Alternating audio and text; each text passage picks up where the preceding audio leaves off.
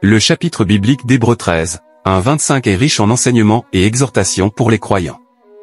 Persévérer dans l'amour fraternel. L'amour fraternel est essentiel dans la communauté des croyants. Il nous rappelle l'importance de traiter les autres avec amour, compassion et respect, en cherchant à édifier et encourager les uns les autres. N'oubliez pas l'hospitalité. L'hospitalité est un acte d'amour et de générosité envers les autres. Il nous rappelle l'histoire des personnes qui ont accueilli des anges sans le savoir. En pratiquant l'hospitalité, nous pouvons être bénis par Dieu et être une source de réconfort pour ceux qui en ont besoin. Souvenez-vous des prisonniers et de ceux qui sont maltraités, nous devons avoir une compassion sincère pour ceux qui souffrent et être solidaires avec eux. Nous devons nous identifier à eux et les soutenir dans la prière et par des actions concrètes.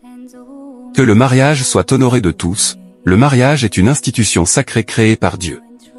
Nous devons le respecter et le préserver en évitant toute impureté sexuelle.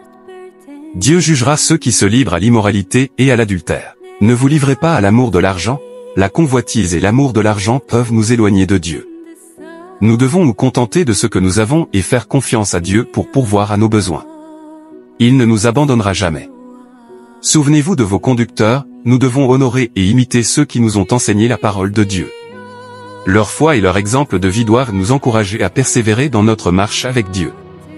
Jésus-Christ est le même hier, aujourd'hui et éternellement. Cette affirmation nous rappelle la stabilité, la fiabilité et l'éternité de Jésus-Christ. Nous pouvons placer notre confiance en lui, car il est toujours présent et fidèle. Ne vous laissez pas entraîner par des doctrines diverses et étrangères. Nous devons rester fermes dans la vérité de l'Évangile et ne pas être influencés par des enseignements erronés.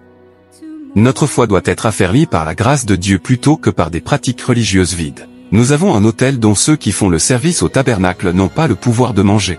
Cette déclaration rappelle la supériorité du sacrifice de Jésus-Christ sur les sacrifices de l'ancienne alliance.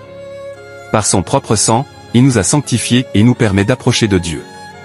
Sortons donc pour aller à lui, hors du camp, en portant son opprobre.